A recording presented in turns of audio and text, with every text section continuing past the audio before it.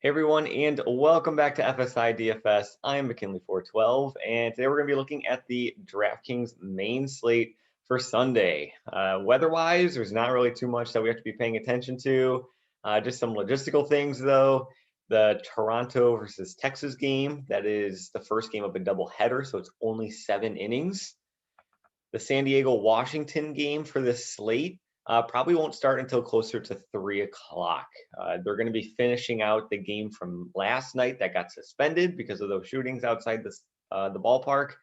So they're going to complete that game from yesterday, and then they're going to start this game. It's going to be a full 9 innings game, though, so I'm not concerned about that. Same deal with the Miami versus Philadelphia game. They're going to finish their game from last night. They got suspended, and they're going to complete a full 9-inning game on Sunday for their Sunday game. So we could just dive right into the pitchers here. There's a lot of solid pitching options on this slate. There's a handful of guys who I think can easily slide into your cash lineup. Is there one true absolute lock stud?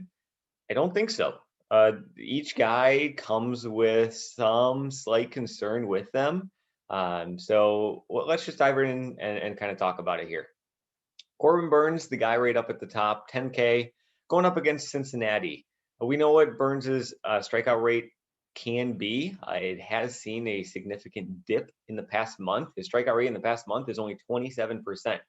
Now, that's still good, but he was close to 40% onto the season. So he has seen a drop in his strikeout rate.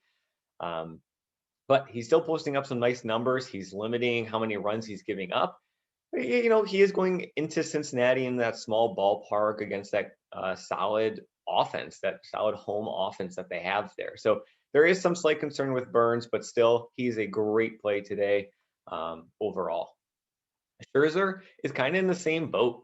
Scherzer, obviously, we know his strikeout potential and everything, but much like Burnes, he's not in a great matchup. He's going up against San Diego, a team that he got hit hard by in his last start out, but he has had 10 days off. He did pitch 1 inning in the All-Star game, but he still has had some nice rest. So, you know, maybe he's able to turn things around and get back to the Scherzer that we know, and post a game into the mid-20s, which would for sure pay off his value.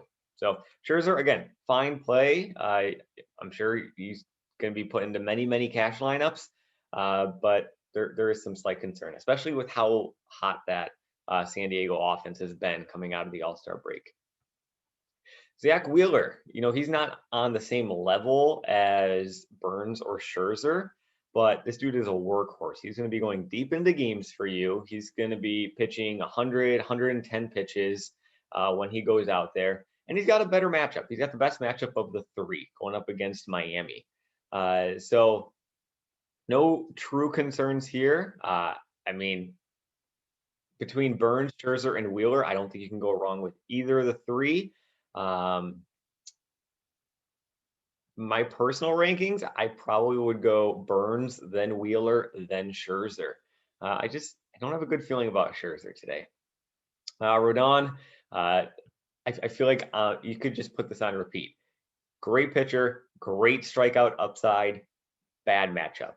Going up against Houston, a Houston team that just really doesn't strike out too much. He had a great start against them earlier in the month. He put up 26 DK points. So maybe he does that again. I personally don't think it's likely. I think he might be closer to, you know, the high teens, like the 20 range. But still, you know, great pitcher, tough matchup. It just kind of goes on. Valdez and Walker, I'm not too interested in. Pittsburgh doesn't strike out. Valdez is a lefty going up against that all-righty Chicago White Sox team. So, you know, they're fine. I'm not saying absolutely like forget about them. Like Walker's been pitching well as of late. You know, Pittsburgh's not a great offense, and the White Sox all of a sudden they went from being the best team in the league for 2 months hitting left-handed pitching to all of a sudden they're like an average team at best. So I'm not saying fade them, but, you know, not too interested. I like Sonny Gray way more. Sonny Gray, he's got a 30% K rate on the season. He has been hampered by some injuries, so make sure that does cause some concern. I don't want him to be coming off the IL here and then only going 3 innings. So there is that threat. But still great strikeout rate, great matchup going against Milwaukee, a team that strikes out 26% of the time against right-handed pitching, which is one of the tops in the league. So we have a nice strikeout pitcher against a team that strikes out a lot. I like this matchup here at only 8.2K. But again, coming off the IL, there is a threat that he doesn't get his full workload today. Musgrove, kind of same deal. Musgrove's not been doing too well lately, though. He has that strikeout upside, but much like Burns, it has been down in the past month. Form's been not too great, so I could see him being kind of popular today, just like with the name recognition and everything, and that price tag with that name. But I probably won't be landing on him at all. Ryu, 7-inning game against Texas. I'm going to shrug my shoulders at it. Everybody else is pretty much, GPP at best. Brubaker, he's a decent pitcher. He's had a rough time out, though, lately, especially with the home run ball. You can kind of see this 3 straight games with multi-home runs against, one of them against the Mets. So, I think overall he's a decent pitcher, but again, this is all just GPP range or absolutely crossed off the list range. So that kind of wraps it up with pitcher. There's lots of great options. Again, like I said, Burns, Scherzer, Wheeler, Rodon, kind of all the same deal in that solid pitchers, especially Burns, Scherzer, and Rodon, high strikeout potential, but just tough matchups. And then Wheeler, not as high strikeout potential, but he's going to be going deep into games. He's got the best matchup of the 3. Gray, there is a threat that he won't go too deep into the game, even though he does have a great matchup ahead of him here. Ryu, fine option. And so let's just dive into the bats, or turn to the bats here. Minnesota is probably going to be one of the more popular ones. Their implied run total is one of the highest on the entire slate, going up against Willie Peralta. Now, Peralta, let me pull up his numbers here real quick. He has not been doing too bad. He's not a good pitcher, though. Not a good major league pitcher. I don't have much faith in him. I will not be playing him. But I mean, you can't, just kind of scoff and look away from a guy who's posted 23, 30, and 10 in his past 3 starts. You can kind of see he's gotten a salary boost, but still, I'm not too interested in Peralta here. But I do think Minnesota is going to be popular just with that run total that they do have. And I think the other side of this game could be much more intriguing for me, especially from like a leverage standpoint, with the Detroit bats going up against J.A. Happ. Happ has led up. Sorry, I'm all over the place. I'm just clicking as I'm talking here. Happ has allowed. He's got a serious home run issue going on here. I think he's at like 7, 8 straight games with a home run allowed. 4 of them have been multi-home run games. And while he has posted 2 nice scores here, he pitched deep in the game. He's still allowing a lot of hits. He's allowing earned runs. So I think Detroit could be able to get to him here. And I think if people are looking at this game and a team to stack, they're definitely going to be going to Minnesota and stacking their bats because of the Vegas odds, the implied total, all that stuff. And just like the pitching matchup. But I think Detroit could absolutely be a great GPP play here on the other side. Another game that is happening that I like both sides of the matchup for the bats is Baltimore versus Kansas City. Harvey versus Hernandez. We'll talk about Hernandez here first. He's not going to be going deep into the game. This is going to be a bullpen game for Kansas City. Hernandez is going to go maybe 3 innings, as you can see. So it's going to be a bullpen game for Kansas City. And we always talk on these videos about how bad the Baltimore bullpen is, how bad the Detroit bullpen is, all that. Kansas City has, in the past month, they've kind of put themselves into that category. They have an ERA of nearly 6.5 in the past month for their relievers. So Kansas City is actually been graded out as the 2nd worst bullpen in the past month. So gonna be a bullpen game for a team that is really struggling. So I do think the Baltimore bats are very interesting, and they are very cheap as well. So I'd be interested in guys like Mullins. Obviously, you're gonna have to pick between Mancini and Mountcastle because they're both only first base eligible, which stinks. But then you get past that, and look at this. You're in the 2Ks for every other bat. Austin Hayes is just way too cheap. Even your Urias, however you want to pronounce it, is nice. Santander. There's just a lot of great cheap bats here that are going to be in a nice matchup against a terrible, terrible bullpen. On the flip side, Kansas City bats going up against Matt Harvey. You don't need to tell me, or I don't need to tell you just how bad Matt Harvey is. We've been picking on him all season and last season.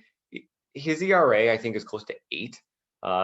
So I'm loving the Kansas City bats here. And once Harvey gets out of the game, it's that bad Baltimore bullpen. Kansas City was second worst. Baltimore's been third worst in the past month. And they've just been top 3 worst bullpen all season. So definitely, guys like Benintendi at 4.2K. You could stack the top of the order, like with Merrifield. I'm only on outfielders here. Merrifield, Perez, Santana's a switch hitter, so he could be slotted in there as well. There are other lefties. Nicky Lopez, he might be in the 9 spot. You could do a nice wraparound stack with him. Kind of be a little bit different there in your stacks. O'Hearn as well at 3.2K. Taylor. I think they're all fine plays. So this is definitely a game where I'm going to be wanting to target both sides of the game for the bats, just because I think they're both in nice spots. San Francisco, they've been banged up here. Injuries to a lot of their top hitters, Belt, Crawford, Posey, Longoria, but no, LeBlanc's not a great guy. He could be a great guy in person. He's not a great pitcher. I should say he's not a great major league pitcher here. So if you want to be a little bit different, I don't think San Francisco is going to garner any really ownership at all just because of the injuries to their top guys. But going up against a weak pitcher, sure, I think that's one way that you can separate yourself. Atlanta's nice, Tampa Bay's nice. I'll give you one last team here for GPP though. And it's San Diego going up against Scherzer. Like I said, San Diego got the better of Scherzer last time out 10 days ago. And the San Diego offense has been very strong coming out of the All-Star break in their 2 games so far. But Scherzer all along, this season, even over his career, he's had an issue with letting up power, letting up the long ball. He has lots of games where he's able to rack up the strikeouts, keep the hits down, but the hits that he does allow go for home runs. So it does hurt him a lot. And you got the San Diego offense who they strike out not often. It's early in the morning, my words aren't coming out right. But San Diego, they don't strike out often. So that kind of takes away a little bit of Scherzer's upside. They have crazy amounts of power. It's going to be hot in Washington today. The wind is blowing out at 10 miles an hour or more as we go on. San Diego, and like I said, Scherzer, when he does allow hits, it goes for power. San Diego against right-handed pitching, #1 in slugging percentage, #1 in isolated power. So I think San Diego can be in a great spot here to do some damage against Scherzer. Tatis absolutely would definitely need to be part of my stack. Cronenworth, Hosmer's been hitting. See, I wrote it down here. Hosmer's hitting 350 in the past month against right-handed pitching. So, he's been doing really well. Let's see. We got our lefties, and I'm forgetting about Hosmer, Cronenworth. Oh, Grisham. He could be slotted in there as well. But it definitely want Tatis, definitely want Cronenworth, definitely want Hosmer. And then just kind of fill in from there. So I think San Diego is also very interesting. So that kind of wraps up the slate for today. Nice pitching options. There's not one true absolute smash team for hitting. Let me talk about Toronto real quick. Toronto, great offense going up against Allard. Allard hasn't been a terrible pitcher. I mean, he's not a good pitcher, but Toronto's going to be popular as well. But again, it is a 7-inning game. So you can kind of take away at least one at bat for the hitters. So I'm not as interested in them as if it was a 9-inning game, but still, you know, they're in a nice spot. They're a great offense. They're gonna, if you want to take a guy from that game from Toronto, no issues at all. Just be aware it is a 7-inning game. So yeah, so just to recap real quick, Burns, Scherzer, Wheeler, Rodon, I'm fine with all 4 of those guys. Sonny Gray, I like him too, but you know, he is coming off the IL, so you have to make sure there is a threat that he won't get his full workload. Musgrove, Ryu, fine with them. Not so much on Musgrove actually, personally. And Brubaker, not the best pitcher lately. He's on great form, but GPP dart, go for it. And then for bats, Minnesota, Detroit, both sides of that game. San Diego, GPP, and then Baltimore, Kansas City, both sides of that game as well. You know, Atlanta's going to be fine. Tampa Bay is going to be fine. San Francisco, you know, there's nice matchups, but there's not an absolute you have to have this team like we've had with the Dodgers and Coors the past 2 days. So as always, good luck in your contests. We will have another video out for you guys tomorrow, and we will see you then.